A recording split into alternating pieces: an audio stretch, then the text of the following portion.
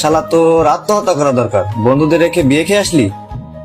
ওখানে গেলে নিশ্চিত মেয়েদের সাথে প্রেম করার ভঙ্গিটা করতি, আর সেটা ভাবির আব্বু দেখলে ডিরেক্ট শুট করে দিত।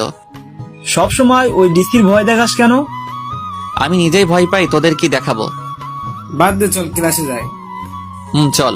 তারপর সবাই মিলে ক্লাসে চলে আসলাম। জান্নাত ক্লাস নিচ্ছে আর আমি অপলক দৃষ্টিতে তার দিকে চেয়ে আছি। কেমন একটা মায়া মায়া ভাব আছে চেহারাটায়। তবে আজ আমাকে একটাও প্রশ্ন করেনি।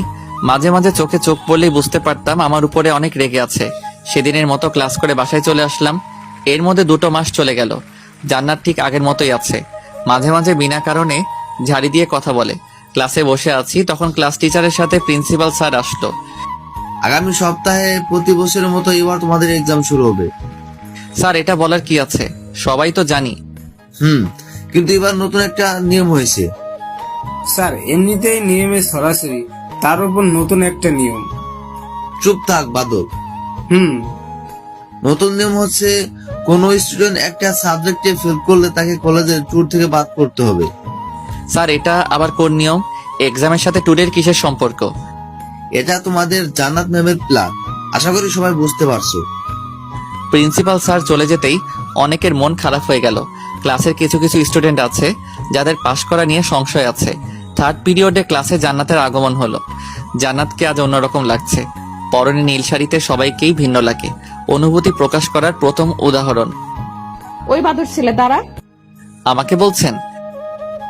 তোকে এতটা সময় ডাকছি, শুনতে পাস নাই নাকি কানে কোনো সমস্যা?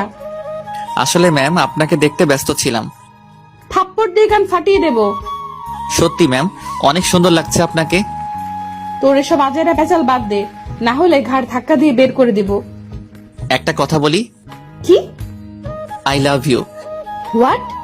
ম্যামের সাথে ক্লাসের এমন কেউ নেই যে অবাক হয়নি। সবাই হা হয়ে আমার দিকে তাকিয়ে আছে। থাকাটাই হয়তো স্বাভাবিক।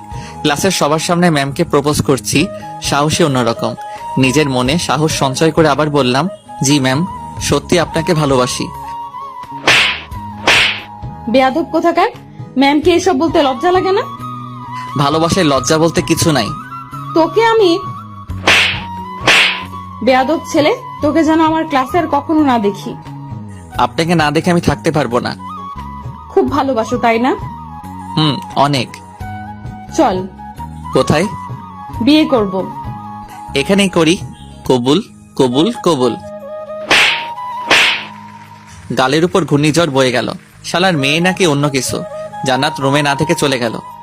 শালা, তুই ম্যামকে এসব বললি কেন? ভালোবাসি তাই। মজা লস আমাকে লাগে। হোক, তোদের সাথে মজা নিব কেন? তাহলে ম্যামকে আই লাভ ইউ বললি যে? বললাম তো ভালোবাসি। 2 দিনের পরিচয়ে ভালোবাসি? শালা 3 মাস হয়ে গেছে পরিচয়ের। উনি আমাদের ম্যাম। বাট আমি ওকে ভালোবাসি।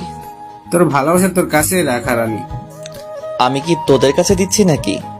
ভাই, মাপ চাই তোর কাছে। ঠিক আছে, করলাম। তারপর সেদিনের মতো ক্লাস করে চলে আসলাম। দেখতে দেখতে এক্সাম চলে আসলো।